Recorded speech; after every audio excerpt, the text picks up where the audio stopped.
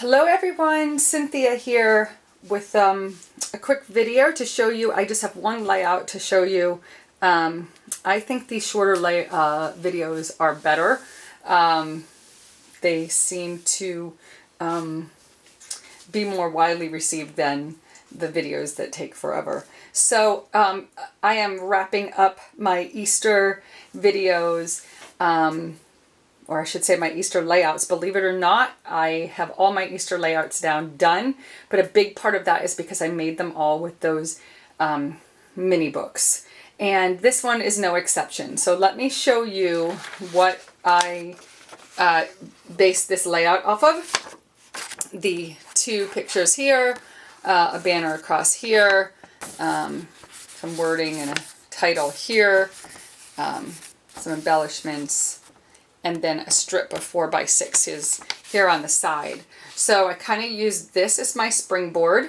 This is my page map springboard, and I'll be sure to leave a link. And you can see that for the most part, I followed it somewhat, but I made a few adjustments. On this particular layout, the banner stops right here. And I had done the layout and I was a little frustrated because it didn't feel right to me. There was something about it that did not feel right to me. And so I laid it on the floor. You know the whole thing where you lay your layout, you put your layout on the floor and then you stand up on a chair and look straight down at it. Or you could do the squint test. I don't know if you guys know what the squint test is, but basically you look at your layout, you squint your eyes, and you, through squinting your eyes, you'll see things a little blurrier. But the idea is to see if the layout feels balanced to you. Does it have a focal point? And does it feel balanced, or does it feel that one side is heavier than the other?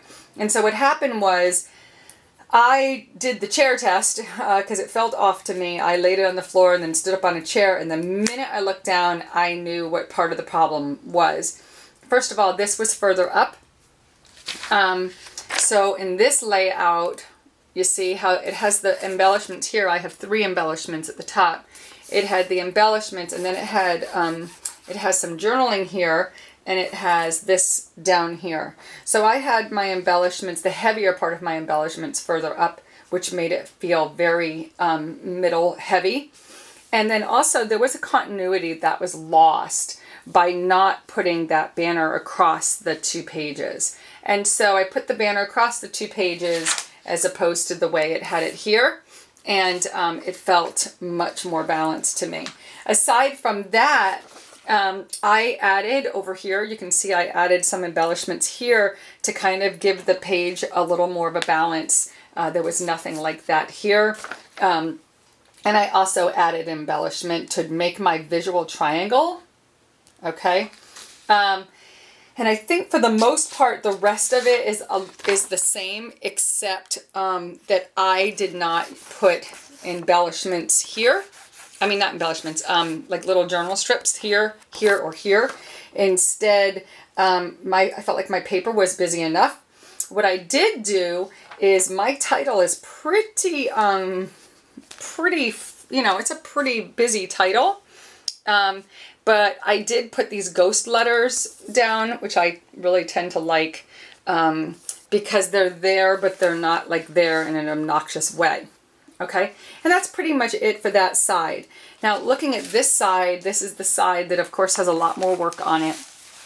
And let me kind of actually zoom in a little bit and show you what I mean. Okay, so on this side, I do have the 3 embellishments here. Okay, and the reason that it's already in the page protector is because I have a waterfall flip book here. So rather than having 3 4x6s here fill up the side, I needed to get a lot of pictures down. You all know I keep saying that. So what I did was I just made a waterfall flip book, and in this waterfall flip book, I put a whole bunch. Here's my journaling, and I embellished it just a little bit, but some more journaling, and basically filled this guy up with pictures And even at the end, had to get a picture of my dog in there. It's my dog. He's a Shiba Inu. Now, I think I counted on this layout, there's 19 pictures. Okay, now here's the thing that I want to share with you. And by the way, this waterfall flip book, I mean, it's all over YouTube. Like, I'll see if I can find a link for one, but I know that there's a whole bunch of how to do it on YouTube. And basically what I did in order to make it on the outside of my page protector is, as you guys know, I cut my page protector, and where I cut it was down here, and adhered it down where the flip part is, and then covered that part with another picture. And so the page protector is actually cut all the way down here, which leaves all of this room, all of this on the outside of the page protector. Now, another thing I should tell you is, yes, it was heavy. It was top heavy, because if the page protector is cut down here, right, you have all of this here, all of that, right? And you could see how that could be so heavy and droop down. The answer to that is yes, it did, and here's how I handled that. I took glue back here, squeezed it down there, held it, right, and left it overnight. When I say glue, I mean like what was it, like a glossy accent or something. Basically what that did was that adhered the top of this guy to the actual page protector itself, and it's fine. It's totally fine. So that's how I handled that and adhered that down and cut that, you know, in a nutshell. And so pretty much that's the layout. Now, I do want to share this with you. Somebody made a reference to loving my layouts, okay? And then they said, but aren't you concerned because of the bulk that it's making in your book? Okay. Now, I don't know if you can see how thick that is, okay? My assumption is that it's at max a ½ inch, maybe, not even. Let me see real quickly. My assumption is that it's about a ½ inch. Actually, it's less than a ¼ inch, okay? And I got, let me see, 1, 2, 3, 4, 5, 6, 7, 8, 9, 10, 11, 12, 13, 14, 15, 16, 17. Okay, so I got 17, is that right? So anyway, 17 pages or pictures on this page. Now, here's the thing. Part of it was the day. Some of the pictures in here are coloring Easter eggs. Some of them deal with the Easter egg hunt. Okay, normally I would do 3 layouts for that.